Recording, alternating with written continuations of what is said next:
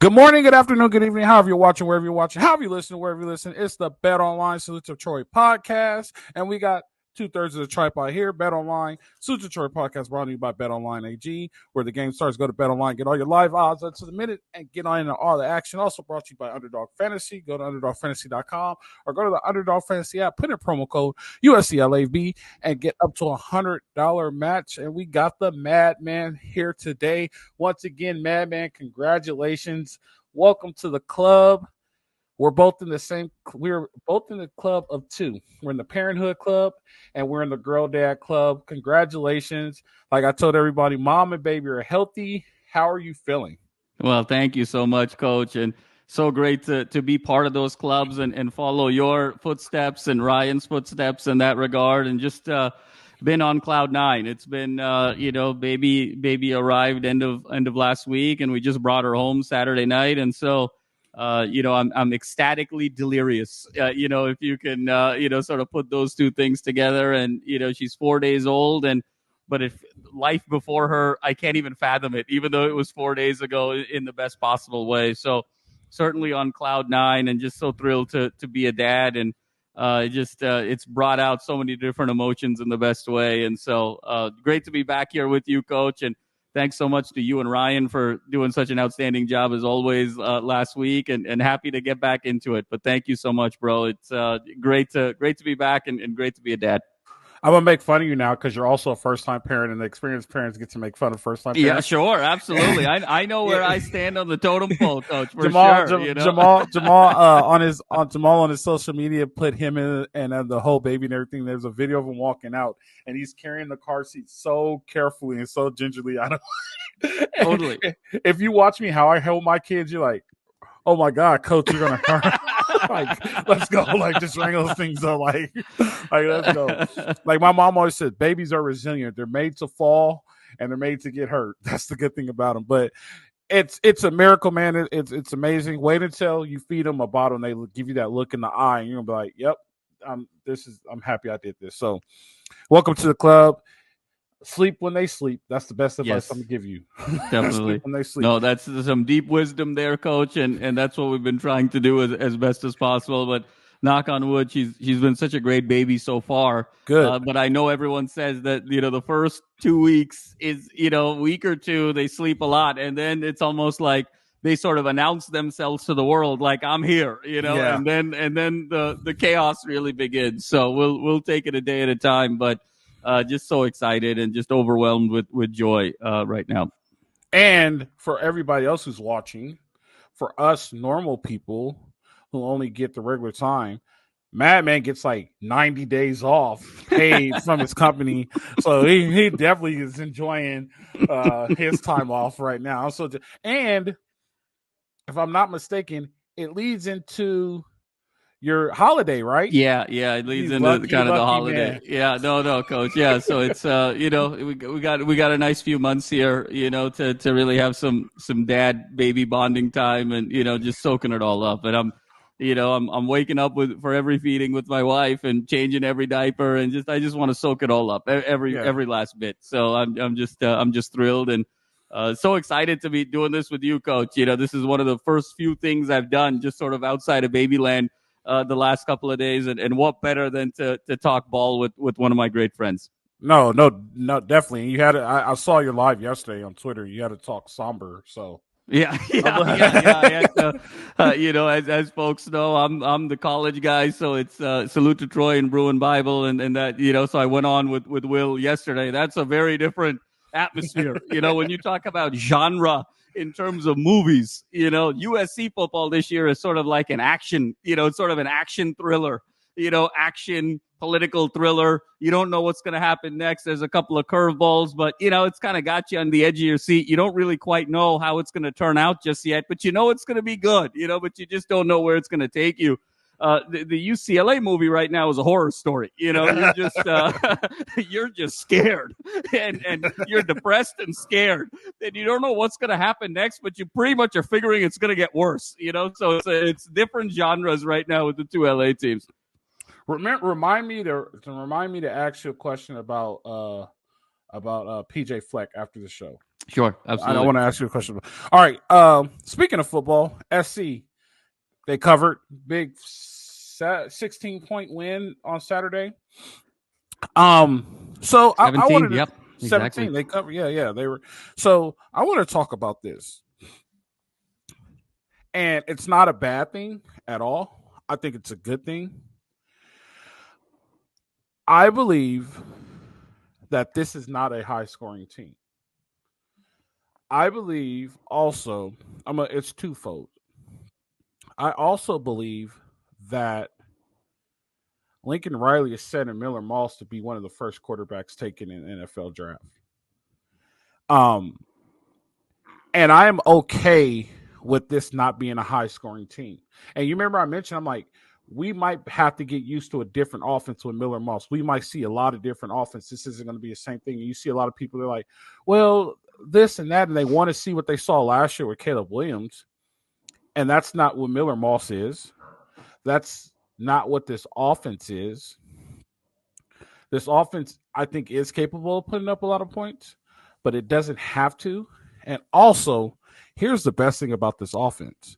This offense, if you need 3 points with 3 minutes left, they can do it. They have the perfect setup with this quarterback to do it. I think I think this is a sign of Lincoln Riley to show how much of an offense of mind he is and how great he is, that he is able to change his whole offense within a year to fit his quarterback and still be successful. Miller Moss is still putting up numbers. I think he's at like almost 700 yards, if I'm not mistaken. Yeah, he's over, he's over 8. He's over 1,000. He's got 8 touchdown passes. I mean, he's doing. So he's at 1,000 already. Yeah. 4 games in. Yeah. See, that's what I'm saying. Like, he's on pace to be a 4,000-yard passer. Like, he's putting the ball down the field. He's making good plays. This is what I like about him, and a lot of people don't like about it. May not like about him. I like the fact that he's a gunslinger. He'll throw a pick and it won't affect him. Yeah. He's like, all right, I missed. It's okay. I try to fit in there. Watch this. You know what I mean? Like, hold my beer, watch what I do. I'm really happy about it. I am okay with this offense. I am okay with not a lot of points. As long as they stay on the left side of the column, there's nothing to complain about. We don't need to see 40,000 points. And I think a lot of people need to get used to this new offense. It may take some time, but we're going into game 5, and they may only score 30. The score might be 30-14.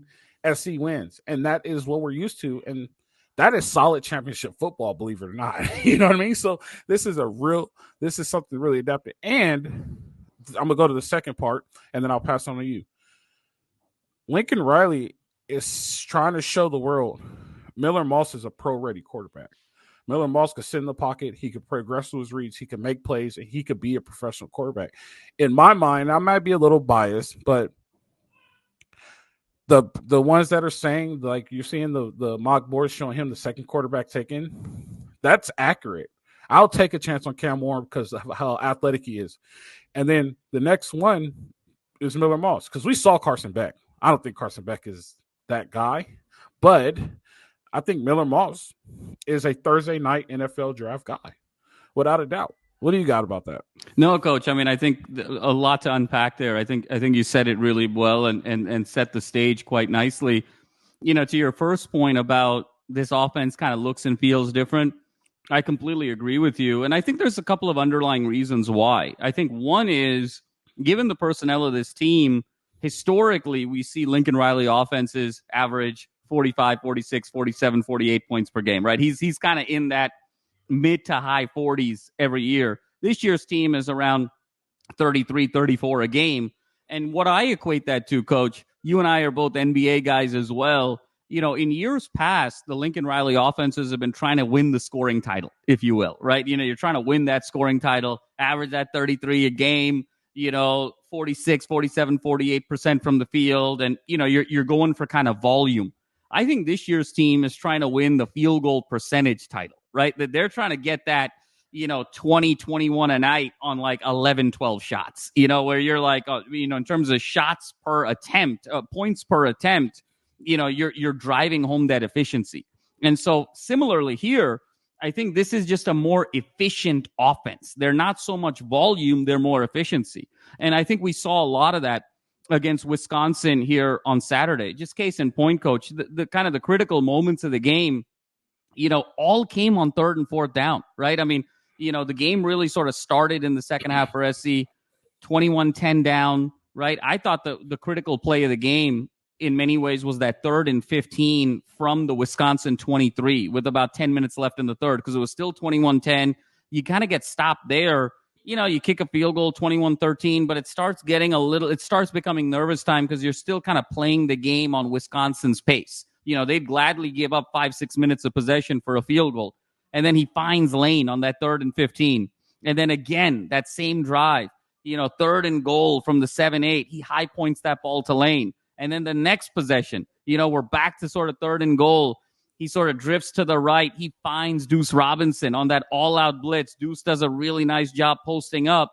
And then finally, the possession after that, that 4th and 1 keeper where he sort of spun and then spun again and got the touchdown. Again, 3rd and 4th down efficiency. So Moss sort of takes his game to another level on those critical downs, much in the way really efficient NBA players are with their field goal attempts. And I think it's important for us to know how many points is USC getting per possession? Because a lot of this, coaches, they're getting kind of fewer possessions in the game as well than they were in years past. Like years past, it was boom, you score in 90 seconds. Then the other team has the ball for 3 or 4 minutes. You get the ball right back.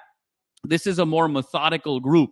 They're going to take 5-6 minutes to go down the field. And then if another team then comes back and takes 5-6 minutes, guess what? That's 10-12 minutes off the clock, right, Coach? You've only had the ball one each, and there's only 3 minutes left in the quarter. So you're going to have fewer possessions. So this is just going to be a more methodical team, but they're really high with efficiency given Moss's play in those critical situations. Number 2, I think where there's opportunity for growth, Coach, is in the running game. I still don't think that we've quite hit our stride with Woody Marks in the run game. He's had flashes. He's looked really good from time to time, but I think he's still sort of at that 75, 80 yards per game.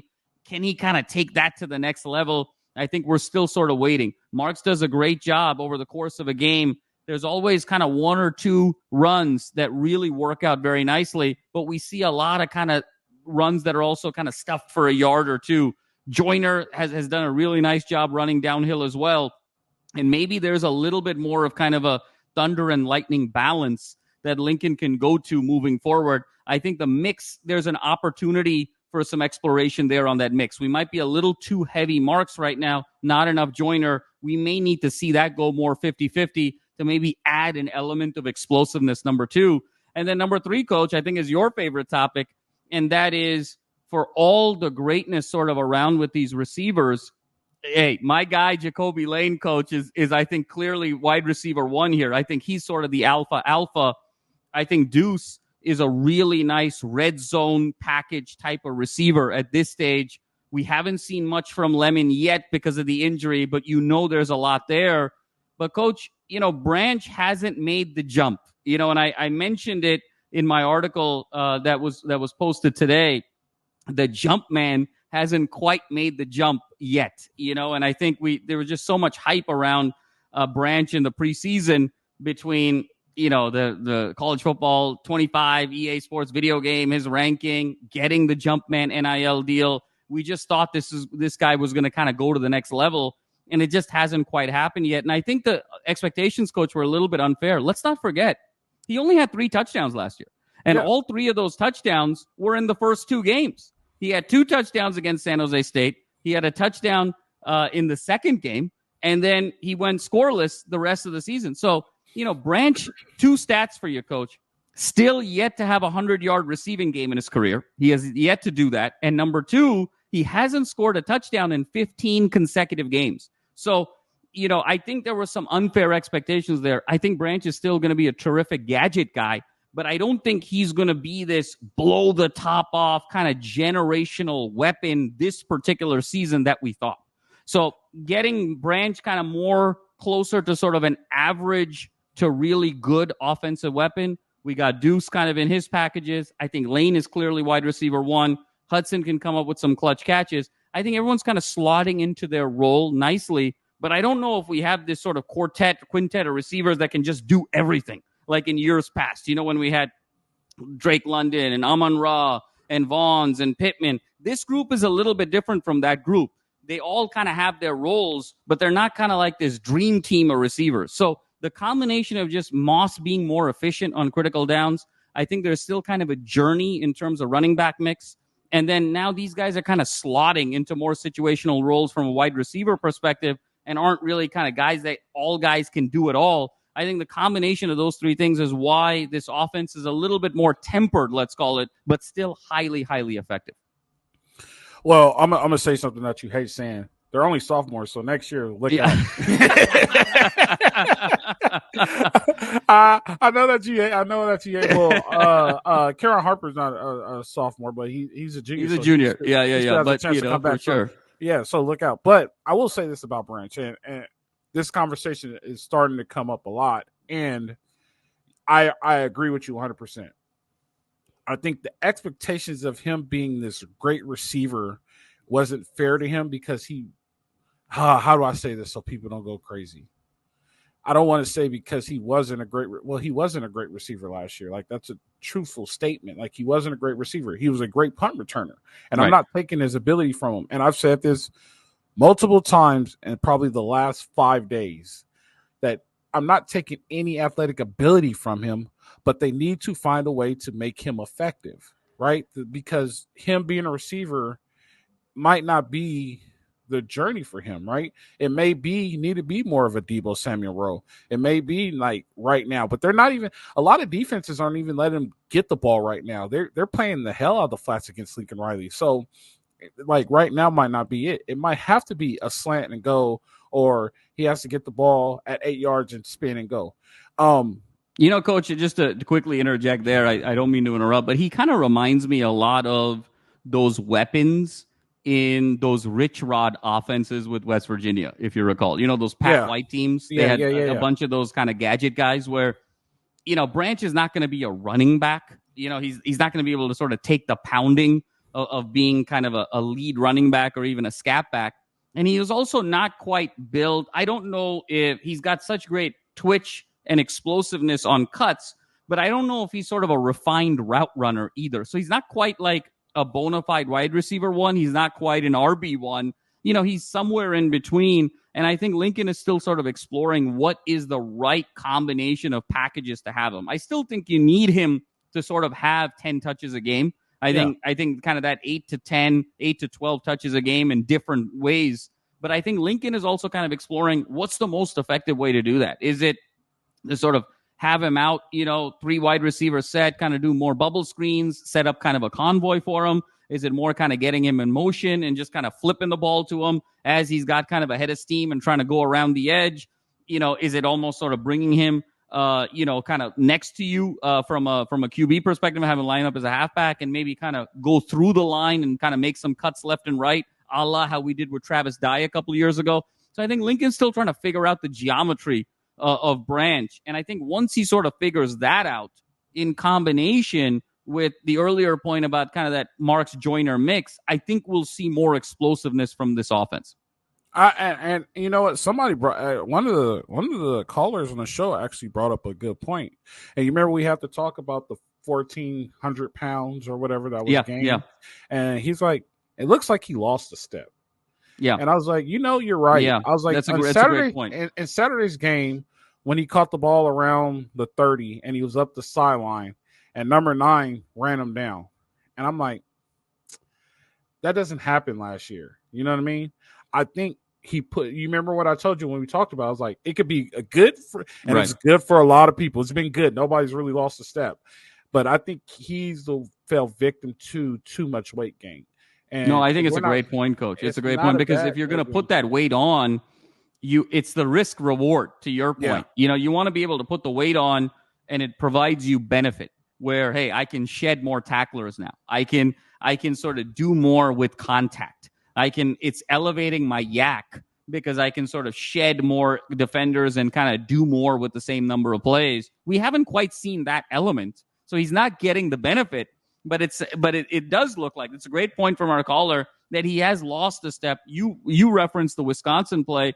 I go back to that Michigan play too, Coach. Yes. That on third down, Moss makes the move. He comes across the middle, and then he gets to the 9. But, last year, Coach, he's out in front of that, and then he kind of makes a cut at the 9, cuts it inside, and scores the touchdown, last year. So I see it. I think it's an excellent point, and I think something he's going to need to kind of think about over the course of the rest of this season, but really kind of in that offseason going into 25 of what's the right weight for Branch. Yeah, they're going to have to lean him out, and then they're going to have to put it back on him just to get to the right weight. But it's we're not saying it as a bad thing. It's just the fact that we have to find it. The unfortunate part is, hopefully they find it this week, because the following week they play Penn State, right? Right. And then they have some games that they should win, right?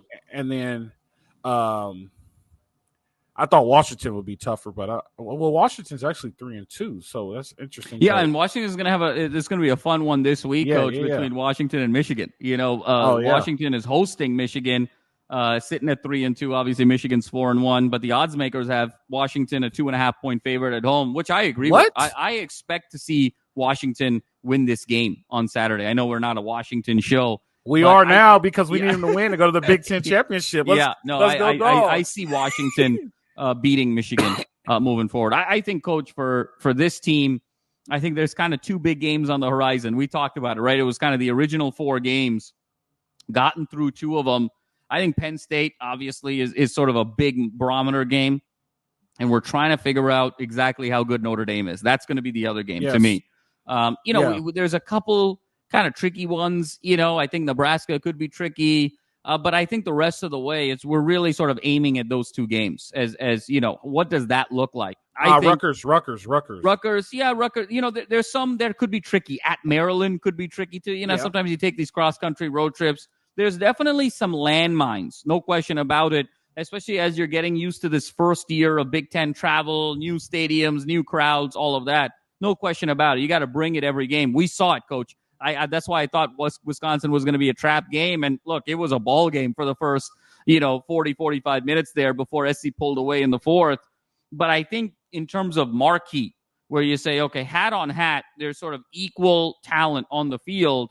I think it's Penn State and Notre Dame. So I think, it's great to have Penn State here in 2 weeks and then Notre Dame at the end of the season. And let's see where it all shakes out. I see, Coach, Michigan kind of losing 3 or 4 games this year, to be honest with you. They are probably going to be out of the top 20, in my opinion, when it's all said and done. They might not even be ranked at the end of the year, in my opinion. They still have Ohio State. They still have Oregon. If it doesn't go well at Washington here, you're looking at about an 8-4 team.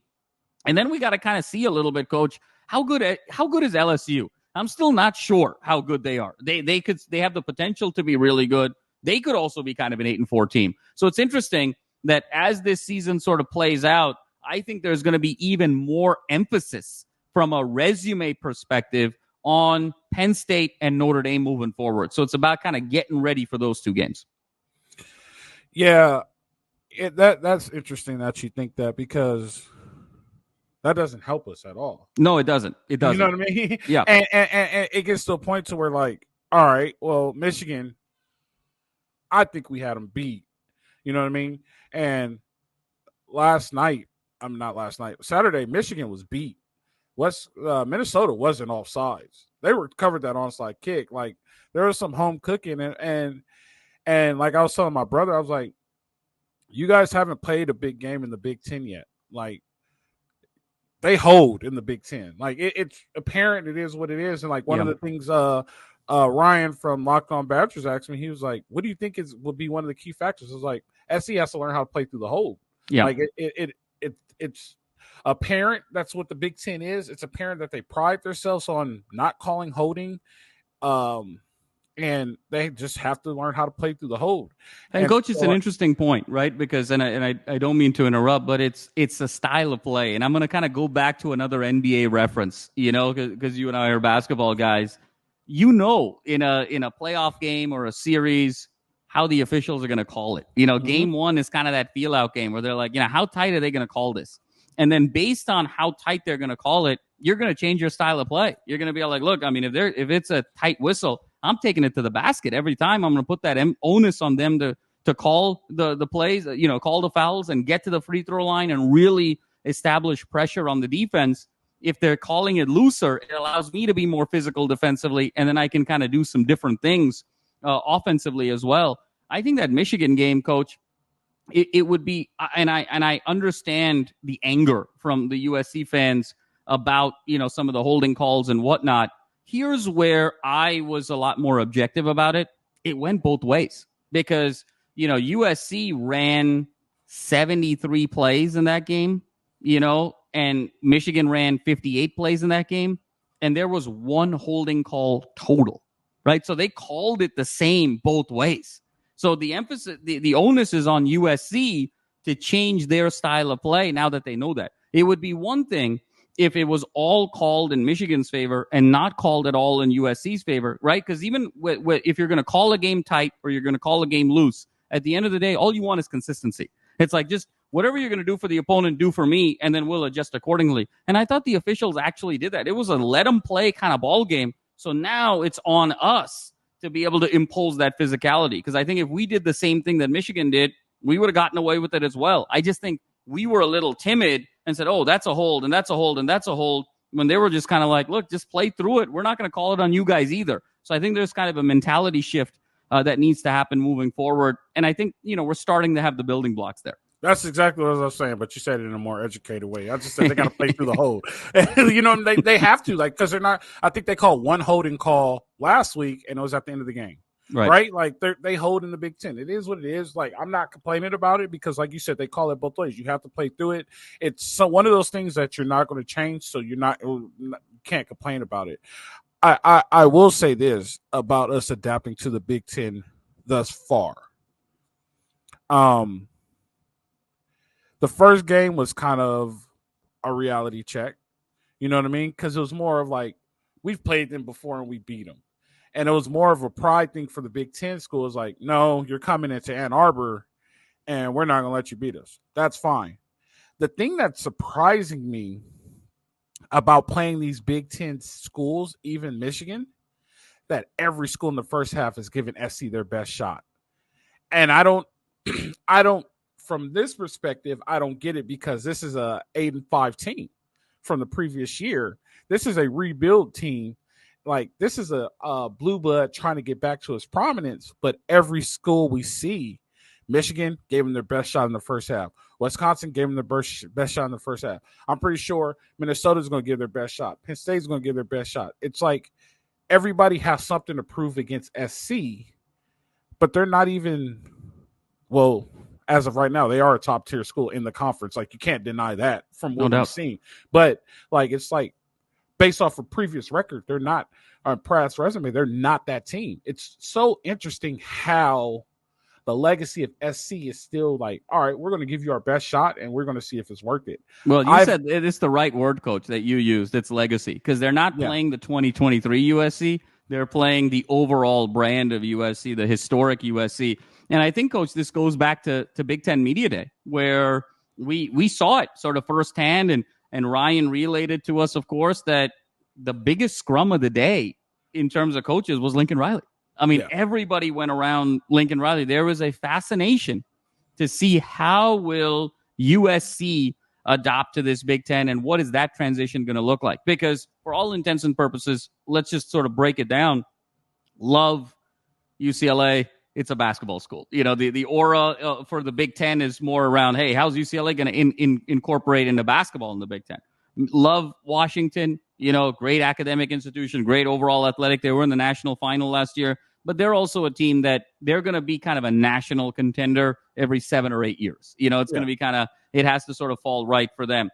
Oregon is kind of, new money, if you will. It's the nouveau riche is Oregon. But the old money is USC in terms of, football pedigree and blue blood. So given how historic the Big Ten is and how much they pride on their history and the fact that USC has won 25 Rose Bowls and played Michigan and played Ohio State and played Illinois and played Penn State and played Wisconsin, played all these teams over the years, I think there's a fascination for how they're going to adapt. And I think that's why everyone wants to kind of give their best shot to let them know, look, we're not just going to lie down because of the brand of what is USC, 25 Rose Bowl victories, 8 Heisman trophies, 11 national titles. The resume speaks for itself. So I think we have to sort of take that as a huge compliment.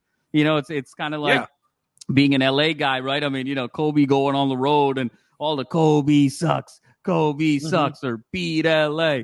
You don't sort of target a player or a city or a team if there isn't, supreme respect and fear there. It's a combination of respect and fear. So I think that's kind of what we're seeing is this integration of USC in this new world. I want to talk about something else with you too, because you're away, and I think we could bring this conversation back up. I talked about it with the guy from Locked On Badgers. The respect, though, that these schools are giving us prior to and after the game. You know what I mean? Like when the game is over, it's like, all right, it's like you're like, oh, these teams, like they still respect us though. Like it like, and he asked the question, and this was my response. He said, "How do you think your welcome to the Big Ten has been now that you're in the hotel?" And I was like, inside the hotel, it's like, hey, welcome here. Like, happy to have you. Like, you need more towels. Like, enjoy yourself. Like, food's in the fridge. Make yourself at home. When we go out on the street, it's like, why are you in our town? Like, you don't belong here. You know what I mean? And I'm curious, do you see it that way? How do you think our welcome to the Big Ten has been thus far now that we're going on 3 games in? Coach, it's a really interesting point. I think it's been very positive. It's been very warm because to your point, when you get on the field, it's very chippy. It's very physical. But I think that's a sign of respect that these other teams are coming in so chippy and so physical because they know they need to, and they know they need to bring their best. And then after the game, pre-game and post-game, it's a lot of love on the sideline. It's a lot of mutual respect because this is now going to be a team that you're going to see either annually or semi-annually and going to play in a lot of big games moving forward. And so I think that's the perfect combination you want. The last thing you want is teams to sort of take you lightly when they're playing you, teams to sort of be bored and then be disrespectful to you off the field, right? Like, and so I think we're kind of getting that best combination right now. The 2 things I'll say there is, one, I think a lot of it has to do with the Big Ten, Coach, and this is a Midwestern conference, and we know about kind of Midwestern values, and there's a Midwestern etiquette and a politeness the Midwest nice across the country. It's Midwest nice, so at the end of the day, they're going to be very feisty on the field, but these are Midwestern programs, so you're going to get a lot of hospitality. You're going to get a lot of etiquette, culture, ethics, the right things to do. So I very much appreciate that. And then number 2, I think some of the renegade teams, i.e. Ohio State and Oregon, let's see how that one shakes out. But I think for the rest of the conference, I think it's been really positive, really feisty on the field. That's what you want to see. And then a lot of respect off the field. I think the 2 rivalries, I know, and we had talked about this, Coach, in the offseason, the Big Ten is really trying to create a Penn State-USC rivalry. We'll talk about that in 2 weeks as we get ready for that game because they got Ohio State, Michigan, and they really want Penn State as that third kind of historic incumbent team in the Big Ten to have their own rival. Who better than the most historic team out of the 4 that's coming into the Big Ten and USC? So they're really trying to make that happen. We have inside sources that have confirmed that to us. That's why for the next 5 years is Penn State, USC. But you can't force a rivalry, right, Coach? So they're setting it up that way. But this thing could very well be kind of Ohio State SC becomes kind of another rivalry, or just SC Oregon as the 2 kind of West Coast alphas coming in. There could be some interesting dynamics there. So let's see how it shakes out with Ohio State and Oregon. We don't play them this year, perhaps in the Big Ten championship game and obviously years beyond. But for the rest of the conference, I see it as a huge sign of respect that you're playing so feisty on the field, and it's been really cordial off the field. Speaking of rivalries, and when we were playing in Michigan, I text you guys. I say, hear me out. No, I tweeted it. I tweeted it on the LAFB one. I say, hear me out. There's no more Stanford and Cal, right? The Stanford and Cal rivalry is gone. And I tweeted this like right before the game. I said, what if we replace one of those rivalries with Michigan? You know what I mean? And like you kind of saw it. Like you kind of like when you watch that game, you're like, there's something here. Yeah. You know what I mean? Like there's something here. Like these are 2 teams playing, and they both played their asses off, and they both like just fought. Totally. Like there's something there that could create a rivalry. As much as maybe the Big Ten doesn't want it or the big media doesn't want it, there's definitely something there like, Michigan, USC. Like, this is a big game. Totally. it could become like the new Weekender. You know, totally, what I mean? absolutely. Because the coach is such a great point. Because the pageantry of both schools is apparent. They're very similar in terms of pageantry, right? When you think about the band and the colors and the fan bases and the emotions, very, very similar there, Coach. No question about it. I think Michigan could turn into an incredible rivalry. I also think, Coach, Ohio State could end up becoming an incredible rivalry. We just haven't quite seen it yet. Because if you think about it historically, the way USC was perceived in the Heritage Pac-8, Pac-10, Pac-12, and the way Ohio State was perceived in the Big Ten, very similar. Kind of the big bully on the block. A lot of talent every year. Sometimes that talent came home and turned into an epic season. Sometimes that talent underachieved. But there's a swagger and arrogance and aura. There's a physicality. And everybody else in the conference kind of disliked that team. It was kind of like, in the Pac-12, it was like, hey, the other 11 teams are like, we love our team and we don't like USC. And in the Big Ten, it felt very much like, hey, we love our team, but we don't like Ohio State. So that kind of common thread coming together, I think, could be very unique with USC and Ohio State. Could be also with Penn State. It could be some others as well. But to your point, I think it'll be really fascinating to see who becomes kind of that secondary rivalry. Coach, I'm going to give you a hot take here. You and I both went to SC. We know the history. I think the Notre Dame rivalry is in a lot of trouble. I think the Notre Dame rivalry is on life support. So?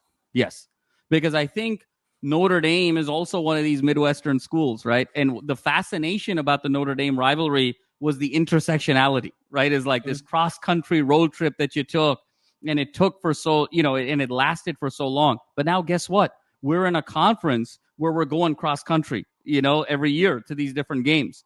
So to go cross country to Michigan, to go cross country to Ohio State, Penn State, all these other schools, that novelty of going cross country to Notre Dame is not the same anymore now in the Big Ten, number one. Number two, I just don't think we've had a big Notre Dame game in so many years. Since the Bush push, Coach, the last 20 years, there's been some years where Notre Dame's been kind of top 5, top 4, top 10, and SC's been unranked. There's been some years SC's been in the top 10, Notre Dame's been unranked.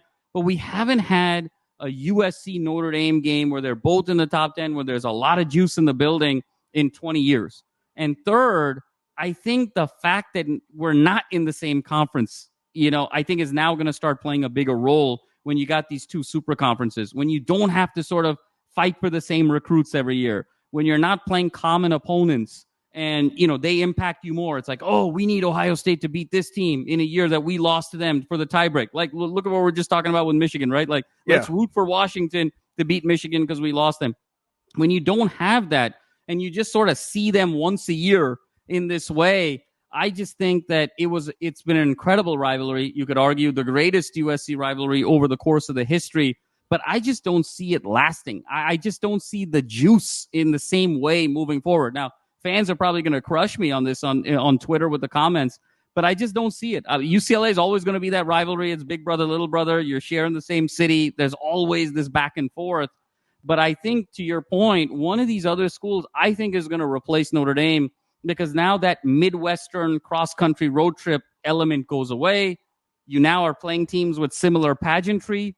And the fact that you're now playing with teams with similar pageantry cross-country, that you're also fighting for recruits, that you're also fighting for conference championships, like what exactly is the unique value proposition of this Notre Dame rivalry now moving forward? Everything that made it novel in a pre-Big Ten environment. Now that you're in the Big Ten, it's just kind of playing another Big Ten team that's not in the Big Ten. And so I think the Notre Dame rivalry is in a lot of trouble. If that was to happen, I'll take two of the big names in the conference, and then I will prefer like the third one because now we have to replace 3 rivalries, right? So I'll take Michigan, Penn State, right? I really like that Michigan-Penn State rivalry thing. Ohio State, I don't know, just Ohio State just doesn't really do it for me, but like I like the Michigan-Penn State. It just rings good to me. And then like the third one would probably be like, I don't know.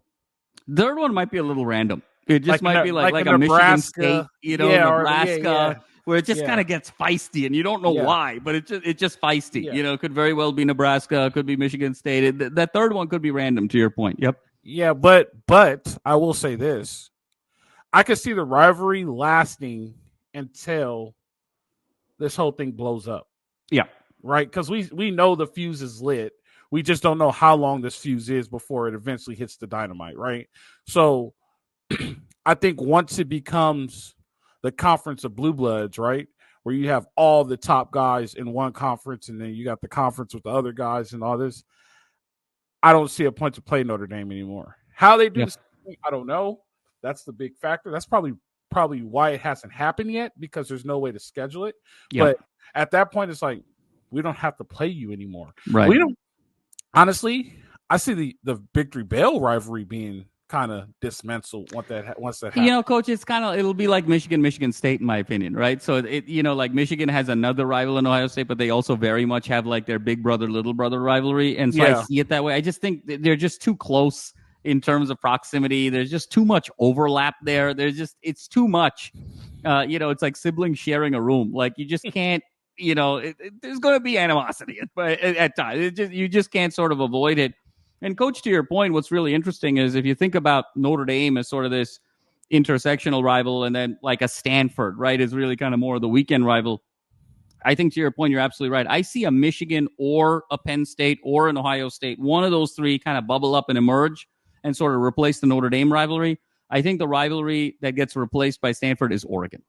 I just think that becomes now the new weekender. You can sort of fly up to Eugene for the weekend. And I just think there's just this, between the take back the West the last couple of years, the recruiting wars, being kind of the two alphas out West in this Big Ten rivalry, in this Big Ten conference, I think is going to generate another type of animosity. So you're going to kind of have the animosity with the one that you're sharing a room with. Then there's one that you're like sharing a house with. And I think that's Oregon. And then one that you're sharing the neighborhood with, and that's either going to be sort of Michigan or Penn State, You know the new name I have for Oregon, right? Well, what's that? The Dallas Cowboys of college football. Oh, Coach, lighten it up. I mean, it's a factual statement. They get them all excited and don't go anywhere, and everybody gets excited about Oregon. I'm like, win something. Right. You know what I mean? Exactly. Like, and they always hit you with when's the last time you get something? Way before y'all did something. Yeah, exactly. I still haven't done anything yet, so there's neither here nor there. No, but I think I would say this so far, though. I will say this before we wrap it up and get out of here. I'm impressed, and I'm impressed with improvement. Are we there yet? Absolutely not. I'm not saying we're there yet, but the fact of improvement that we're seeing out of what the product on the field, and the most important thing is the product on the field, I'm really impressed, and the fact that we're still not there yet, and hopefully we get there we get there in time to when the bracket hits. We're in the bracket and we have enough to go through, right? It might not happen this year, but it would, at least if we do make the bracket, we go at least 2 rounds in and be like, okay, we see it coming. And at the end of the day, winning solves everything, and we're solving a lot of problems. You know what I mean? So as long as we keep winning, we get a lot of problem solving. We get to keep moving forward. No question, Coach. And this team is just feisty and tenacious, and they play every play. And I know that's been sort of discussed on this show the last couple episodes. I won't get into it, but there's a resilience and a tenacity that I think we're seeing. I don't know if the narrative of this is a second half team is quite accurate yet, because, you have to remember that, it was a 10-10 game against LSU at the half. It wasn't like there was a huge deficit. Utah State, it was 27-0 at the half and scored kind of fewer in the second half. I think it just was a really nice comeback of resilience against Michigan, and a little bit of, I think, an emotional hangover and sleepwalking against Wisconsin. So I have to see a little bit more to call it as kind of more of a second half team. I don't know if I'm there yet on that perspective, but what I will say is this is a team that will play hard no matter what the circumstances. And you can't just they're not going to knock themselves out. You're going to have to knock them out. And they're going to stay in the ring until you knock them out.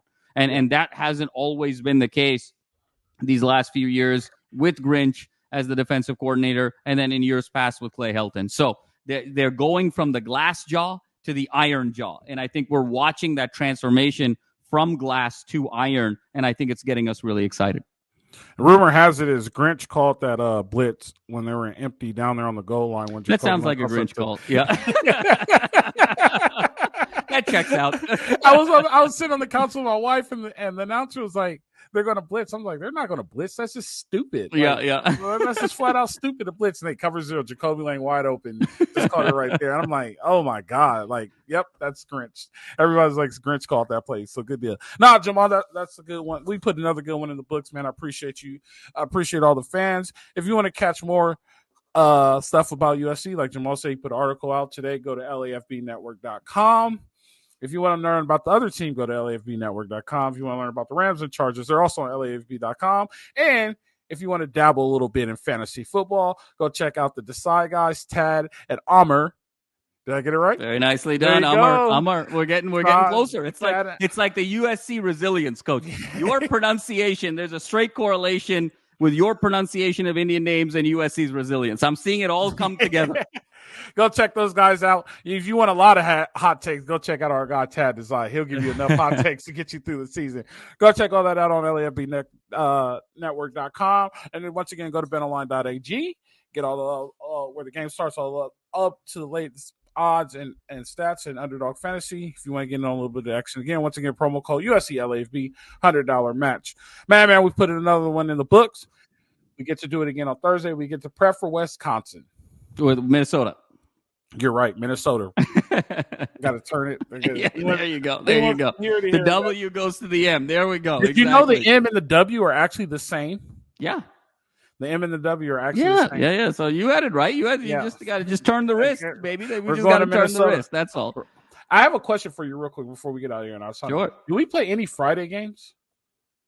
That's a good question. I don't know off the top of my head. I know Iowa UCLA is a Friday game. I know that's one Big Ten game. I don't know about SC. Because Washington played last Friday. I was like, damn, I wonder if we have any Friday games. Yeah. Maybe later in the year. That's a good question. Yeah, we'll have to figure it out for sure.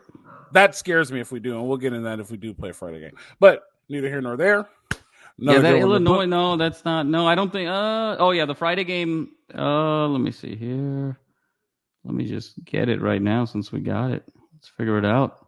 Let's figure it out for you, Coach. They're all TBD. We're going to figure it out for you live right now. We're going to figure it out for you. We play Penn State at 12:30 again. Rutgers is Friday. Oh, that's at the Coliseum, though. No, that's in New Jersey, I think. Yeah, Rutgers is Friday. Coliseum. Rutgers in the Coliseum on Friday. At the Coliseum. I feel okay about that one. But we'll talk about that when we get to Rutgers week. I don't like what he does physiologically with the players, and Lincoln needs to fix that. But that's a conversation we'll have for another day. Love it. Good deal. Guys, it's been a good one. Madman, it's been a good one. Hey, go get some sleep. Thank you, bro. Thank you so much. Hey, I told Ryan, I was like, we're definitely going to see Jamal with a beard now. Yeah. We're definitely going to see him with a beard now. Bro, I haven't had time to shave. I haven't had time to think, man. So I think we may get the bearded bandits after all. So. Yeah, we're definitely going to see him with a beard now. Congratulations again. Thank you guys so watching. much. You guys know how it goes. We're free. Fight on. Boom.